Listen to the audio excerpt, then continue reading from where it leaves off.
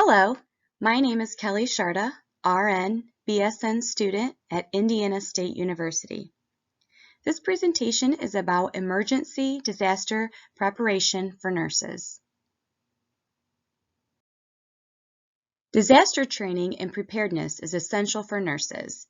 Devising a plan, proper execution, and ongoing training is a key for a successful nursing team. The ability to handle disasters in the community setting requires nurse leadership and teamwork.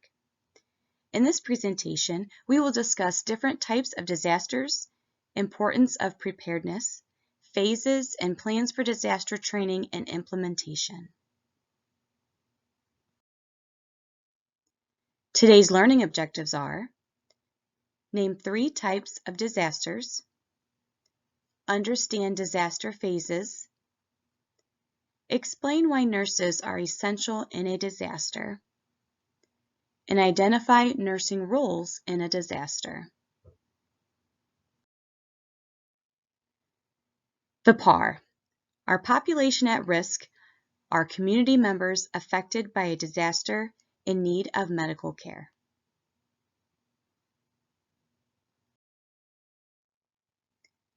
At this point in the presentation, you can push pause and you can take the pretest in the link provided. Try to see what you already know before finishing the presentation.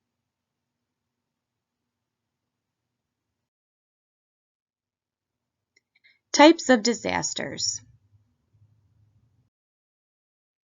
In this slide, we have 3 different types of disasters: natural disasters, disasters caused by humans, and mass trauma or incidences.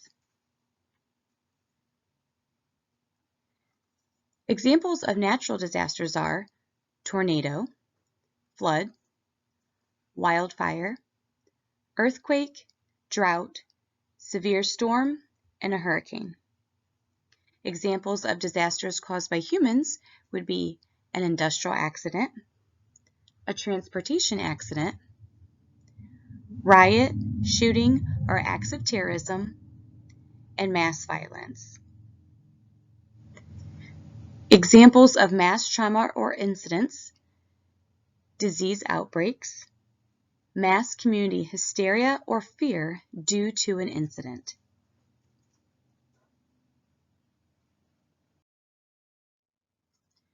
So why is it important for nurses to be prepared for a disaster?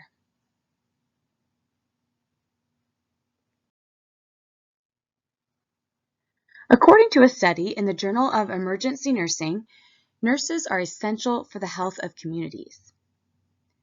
During a natural disaster, the need for nursing care is magnified by critical care needed to save and sustain lives. Especially in a rural setting, nursing competency in a disaster situation will ensure preparedness of the hospitals and acute care facilities. Level of competency in a disaster training involves understanding and being involved in the disaster planning, caring for patients, and decreasing additional hazards, and feeling personally prepared and confident in disaster response training.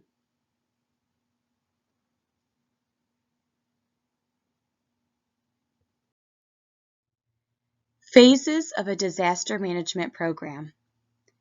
There are 4 phases in disaster management: mitigation, preparedness, response, and recovery.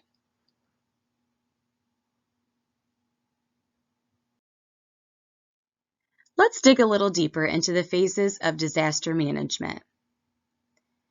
In the first phase, mitigation focuses on prevention and taking action to reduce the cause of an incident.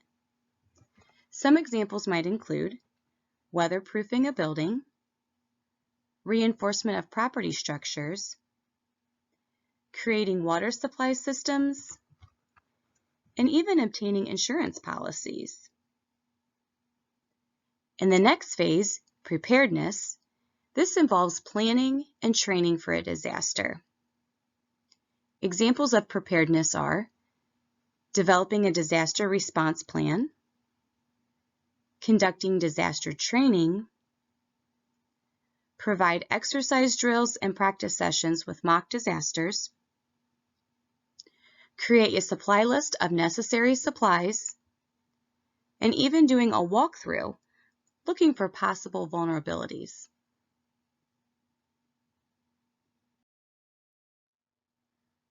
Response. The response phase is working immediately after the disaster. Examples of response are disaster response plan implementation, conducting a search and rescue, triage and treating critically ill patients, and also addressing community concerns and perceptions of the disaster. The last phase, recovery, focuses on rebuilding and restoration. Examples of recovery are rebuilding, working to reduce illness, treating any residual effects, and also rehabilitation.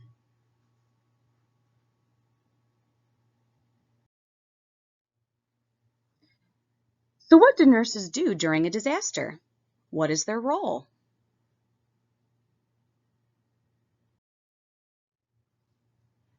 Nurses are critical during disaster response.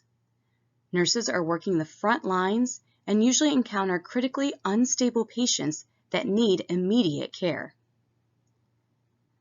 According to an article by Susan Okora and Joy Kameniera, proper education and training for nurses is essential to a health system in a disaster situation. Because of that, many countries have recently sustained disasters, have seen the need for disaster training for healthcare workers, and have started to implement competency-based programs to train healthcare workers for possible disasters. Nurses need to be leaders in a disaster situation, understanding the disaster response plan, their role and expectations, and also responsibilities of the nurse. Nurses need to use their skills to triage critical ill patients, provide necessary treatments, and offer family support during a disaster. During the disaster response, nurses need adaptability to care for large numbers of people, be able to provide life-saving functions, and also continue to support the health of the community.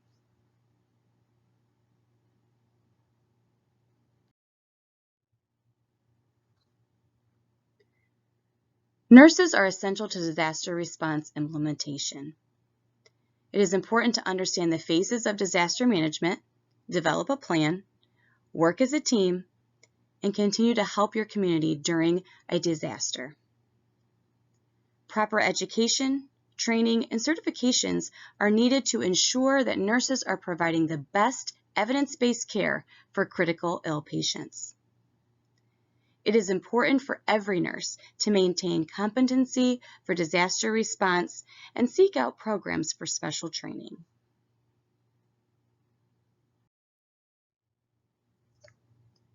For more information, visit these sites. This is now the end of this presentation. There is a link provided with a post-test that you can use to test your knowledge to see what you have learned from this presentation.